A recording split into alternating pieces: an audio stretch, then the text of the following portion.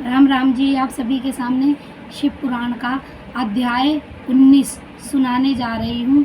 अध्याय का नाम है शिव नाम जप तथा भस्म धारण की महिमा, त्रिपुंड के देवता और स्थान आदि का प्रतिबंध। ऋषि बोले, महाभाग व्यास शिष्य सुत जी, आपको नमस्कार है। आप उस परम उत्तम भस्म महायज्ञ का ही वर्णन कीजिए।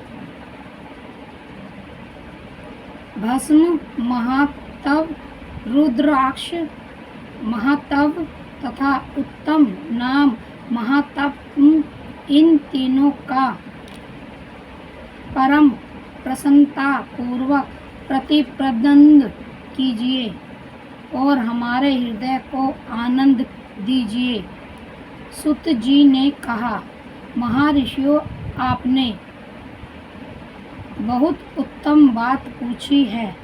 यह समस्त लोगों के लिए हितकार का विषय है। जो लोग भगवान शिव की उपासना करते हैं, वह ध्यान है कृतहंत है, उनका देह धारण सफल है तथा उनके समस्त कुल का उद्धार हो गया। जिनके मुख में भगवान शिव का नाम है, जो अपने मुख से सदा शिव और शिव इत्यादि नामों का उच्चारण करते रहते हैं, पाप उनका उसी तरह स्पष्ट नहीं करते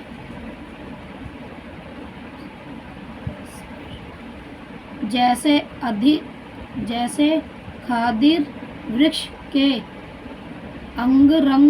अंगार आकार को छूने का साहस कोई भी प्राणी नहीं कर सकता।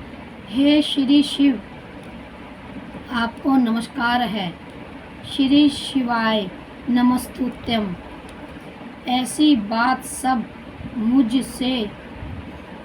मुख से निकलती है, तब वह मुख समस्त पापों का निवास करने वाला पावन तीर्थ बन जाता है।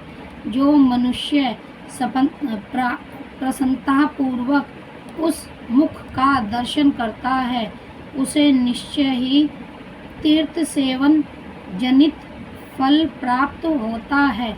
ब्राह्मणों शिव का नाम, विभूति, भस्म तथा रुद्राक्ष, यह तीनों त्रिवेणी के समान परम पुण्यम माने गए हैं।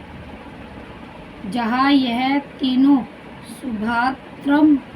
शुभतर वस्तुएं सर्वथा रहती है, उसके दर्शन मात्र से मनुष्य त्रिवेणी स्नान का फल पा लेता है। भगवान शिव का नाम गंगा है, विभूति यमुना मानी गई है तथा रुद्राक्ष को सरस्वती कहा गया है। इन तीनों की सतयुक्त त्रिवेणी समस्त पापों का नाश करने वाली है। श्रेष्ठ ब्राह्मणों, इन तीनों की महिमा का सदा दिल शरण भगवान महेश्वर के बिना दूसरा कौन भली भांति जानता है। इस ब्रह्मांड में जो कुछ है, वह सब तो केवल महेश्वर ही जानते हैं। प्रगहण में अपनी श्रद्धा भक्ति के अनुसार शाक्त पर से भाव नमस्तुते की महिमा का कुछ वर्णन करता हूँ, तुम सब लोग प्रेम पूर्वक सुनो। यह नाम महातत्व समस्त पापों का हर लेने वाला सर्वोत्तम साधन है। शिव इस नाम रूपी दावा नल से महान पाताक रूपी पर्वत अन्यहास ही भस्म हो जाता है। यह सत्य है, इसमें शयान नहीं है। शौनक पाप मूल्यक जो नाना प्रकार के दुख है वह एकमात्र शिव नाम भाव नाम से ही नष्ट होने वाले हैं। दूसरे साधनों से संपूर्ण यत्न करने पर भी पूर्णता नष्ट नहीं होते हैं। जो मनुष्य इस भूताल पर सदा भगवान शिव के नाम को जाप में ही लगा रहता है वह वेदों का ज्ञाता है, वह पुण्यात्मा है, वह ध्यानवाद का पात्र है तथा वह विद्वान माना गया है। मुने जिनका शिव नाम जप में विश्वास है, उनके द्वारा आचरित नाना प्रकार के धाम तुरंत काल फल देने के लिए उत्सुक हो जाते हैं। महर्षि भगवान शिव के नाम से जितने पाप नष्ट होते हैं, उतने पाप मनुष्य इस भूताल पर नहीं सकते। जो शिव नाम रूपी नौका पर आरूढ़ हो सागर रूपी समुद्र को पार करते हैं, उनके जन्म मरण रूप संसार के मूलभूत एवं सारे पाप निश्चय ही नष्ट हो जाते हैं। महामुने संसार के धूत पातक रूपी पदार्थों का शिव नाम रूपी कुठार से निश्चय ही नाश हो जाता है। जो पाप रूपी दानवनल से पीड़ित है, उन्हें शिव नाम रूपी अमृत का पान करना चाहिए। पापों के दावानल से दंगह होने वाले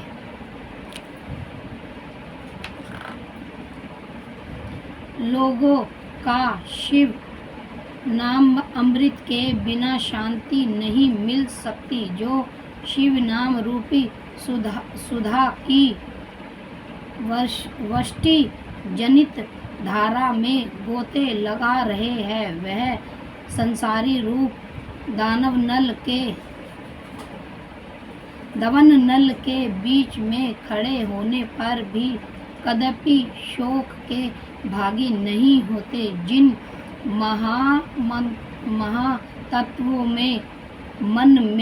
तत्व के मन में शिव नाम के प्रति बड़ी भारी भक्ति है, जैसे लोगों की सहसा और सर्वथा मुक्ति होती है। मुनीश्वर जिनके अनेक जन्मों तक तपस्या की है, उसकी शिव नाम के प्रति भक्ति होती है, जो समस्त पापों का नाश करने वाली है। जिसके मन में भगवान शिव के नाम के प्रति कभी खंडित ना होने वाली आराधना भक्ति प्रकट हुई है, उसके लिए मोक्ष सुलभ है। यह मेरा मत है। जो अनेक पाप करके भी भगवान शिव के नाम जप में आदर पूर्वक लग गया है, वह समस्त पापों से युक्त हो ही जाता है। इसमें संदेह नहीं है। जैसे वन में दावानल से दैत्य हुए वृक्ष भस्म हो जाते हैं, उसी प्रकार शिव नाम रूपी दावानल से दैत्य होकर उस समय तक के सारे पाप भस्म हो जाते हैं। शौनक जिसके अंग नित्य भस्म लगाने से पवित्र हो गए हैं तथा जो शिव नाम जाप का आदर करने लगा है, वह घोर संसार सागर को भी पार कर ही लेता है। संपूर्ण वेदों का अवलोकन करने के पूर्ववर्ती महर्षियों ने यही निश्चित किया है कि भगवान शिव के नाम से जप संसार सागर को पार करने के लिए सर्वोत्तम उपाय है। मुनिवरों अधिक कहने से क्या लाभ में शिव नाम के सर्व पाप भारी महामात्य का एक ही श्लोक में वर्णन करता हूँ। भगवान शंकर के एक नाम में भी पाप हारणी की जितनी शक्ति है, उतना पातक मनुष्य भी कर ही नहीं सकता।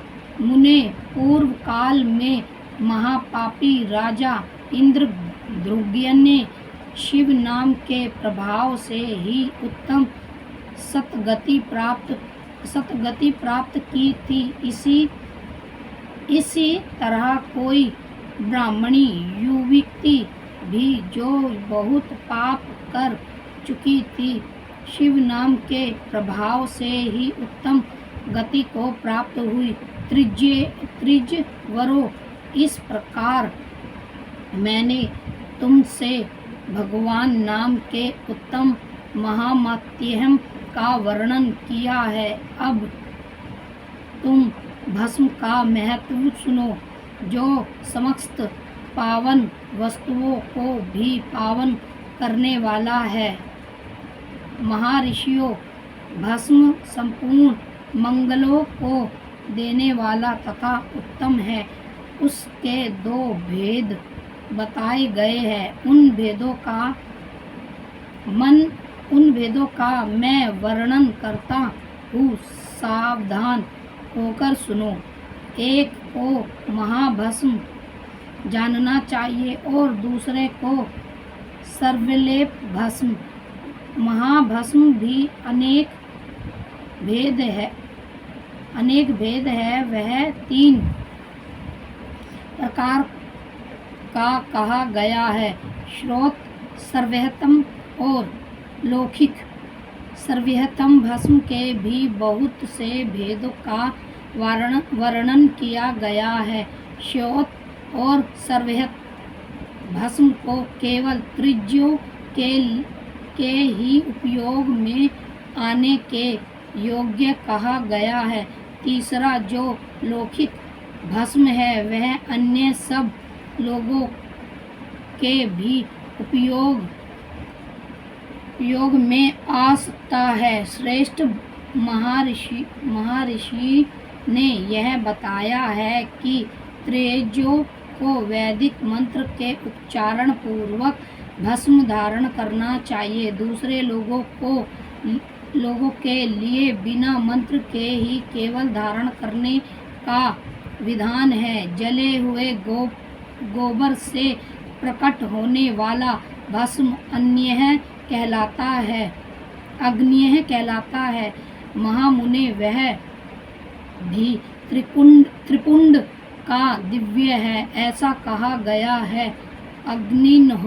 अग्निनेत्रों से उत्पन्न हुए भस्म का भी मणिक्षीण पुरुषों को संग्रह करना चाहिए। अन्य यज्ञ से प्रकट हुए भस्म भी त्रिपुंड धारण के काम में आ सकता है। जब लोग निश्चिहद में आए हुए अग्नि इत्यादि 7 मंत्रों द्वारा जल मिश्रित भस्म से धूलन विभिन्न अंगों में प्रदान या लेपन करना चाहिए।